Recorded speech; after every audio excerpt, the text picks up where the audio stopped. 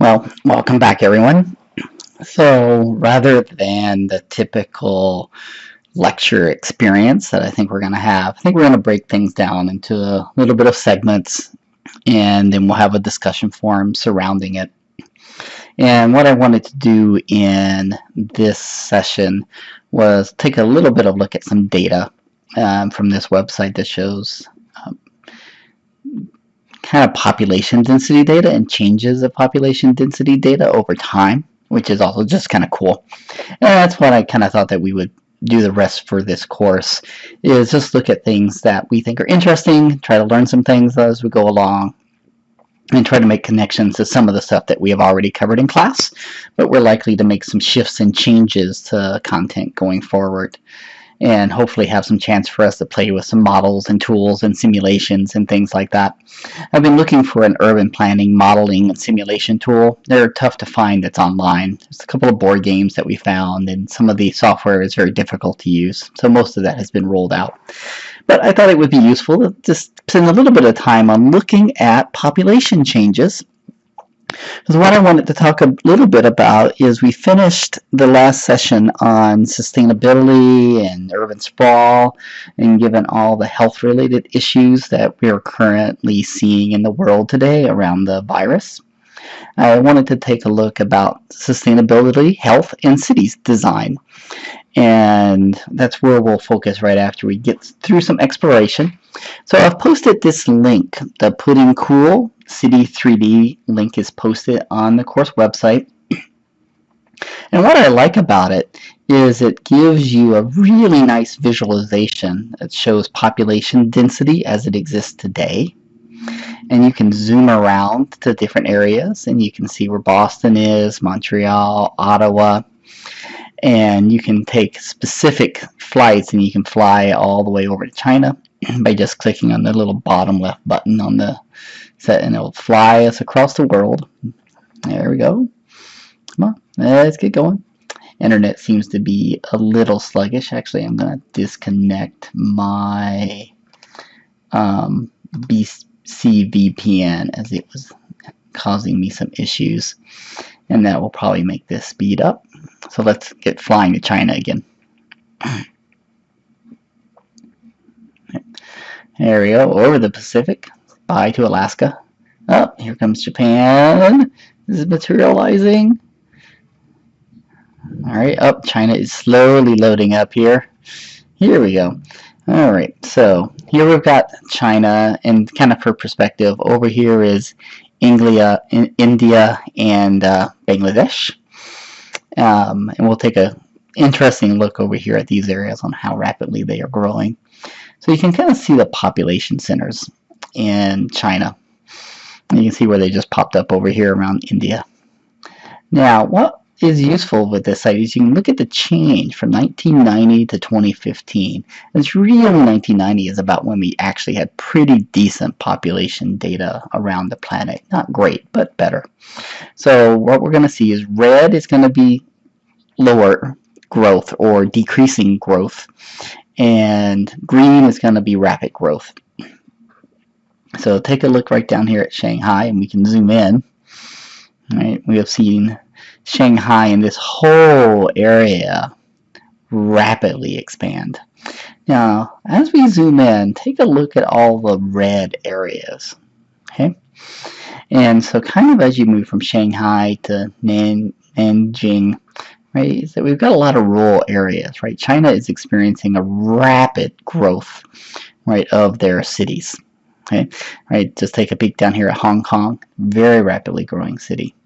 Okay, now let's head back to the US.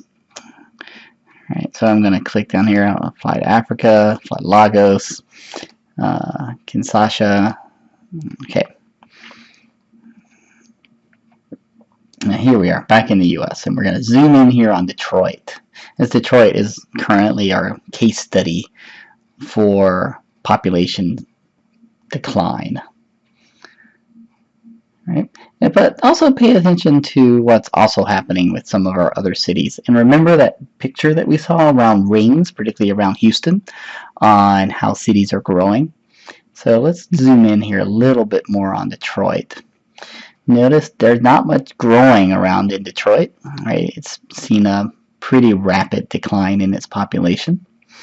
Right? And even all of the surrounding suburbs, right? It isn't just Detroit, right? All the way up to Flint. We're likely to see a much more decreased small city in Flint, right? Given the water crisis. But what's interesting is if we scroll over here and we look at Toronto, right? Toronto is actually growing quite rapidly. Okay, and now let's scroll down here. All right, we've got Buffalo, we've got Rochester. Those two cities have been shrinking. Okay. Okay. And I'm going to zoom over here to Ottawa and Montreal. Both cities have mostly been growing. Montreal has a few peaks here of decreased population, but generally it's been growing pretty stably. Now, that is the general rule that is unfolded, is that Canadian cities are actually growing much faster than U.S. cities generally. Outside places like New York is one of the cities that have grown. And take a look at Boston. Boston's been pretty stable. You know, a little bit of decrease, but a little bit of gain. It's been basically stagnant in terms of population growth over the last few years. But look at our other cities from 1990 to 2015, right? Pittsburgh's declined, Cleveland is declined. And then we head over here to Cincinnati and Indianapolis, right? Two decent-sized cities. Indianapolis is the 12th, 13th largest city in the country. Look at its growth pattern right around its outer interstate belt. Chicago, look at its growth pattern way out on the suburbs. So it's been rapidly growing further west and southwest. Right? And look at the middle part of between the cities. Right? Not a lot of growth. You see some little pockets here and there of towns, but you're generally not seeing any growth in the rural areas, and if anything, a decrease, which is not surprising. Now, where I'm heading is I'm heading down to Texas, but the website is a little slow, and it's a little sluggish, primarily because it's trying to load a lot of data. Okay, so here's our New Orleans, right, and it's still recovering from Hurricane Katrina. Right, and again, remember this data is from 2015, right? So this is not long after Hurricane Katrina, so that gives you a sense. New Orleans has recovered quite a bit since then.